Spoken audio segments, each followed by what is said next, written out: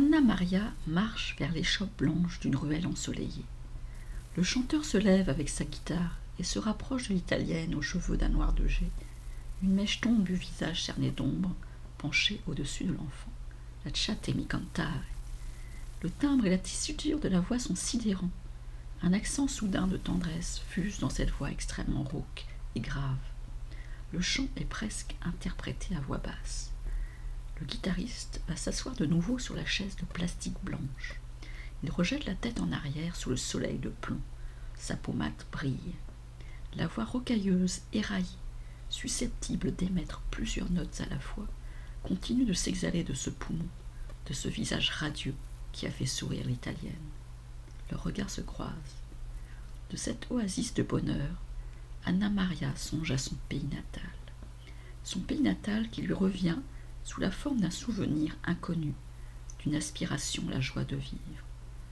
Le sourire entrevu sur la bouche du chanteur qui ressent la vie dans sa chair, ses lèvres, son cœur de musicien, sa joie intense et sensuelle, ces quelques notes saisies au passage, tout la ramène vers sa terre d'origine. Lasciatemi cantare. Le chant résonne en elle à travers les ruelles de Saint-Ouen.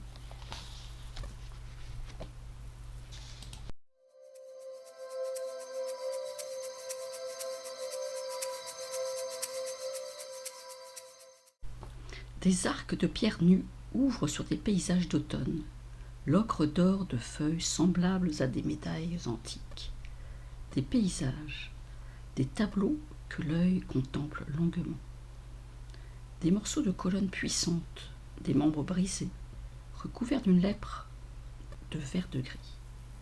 Un tombeau est envahi de cette même lèpre qui n'en a cependant pas rongé les signes, cet austère hommage aux illustres défunts.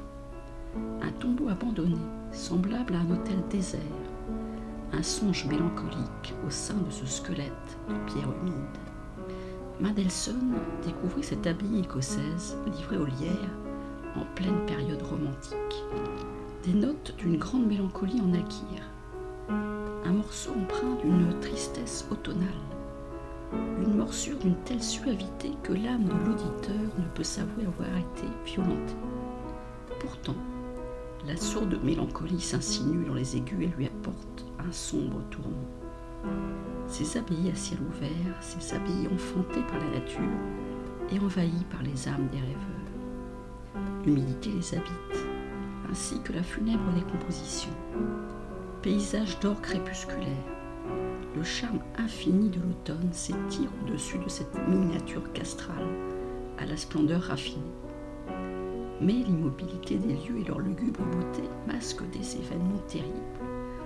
Étranges châteaux entourés de silence, de forêts denses aux frondaisons impénétrables. Haut sommeil derrière son immense grille rouillée, close, entourée de 2 urnes plantées d'herbes folles. Les images les plus téméraires habitent ce sommeil, la galerie sans fin du songe. Songe d'une existence qui se recrée dans un ultime sursaut, le midi de la vie.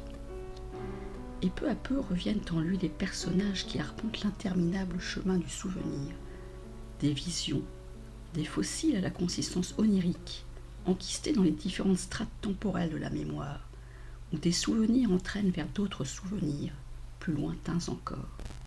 Cette mémoire où le temps est en prise avec la logique du songe, où il s'incarne enfin véritablement sous l'effet du principe analogique.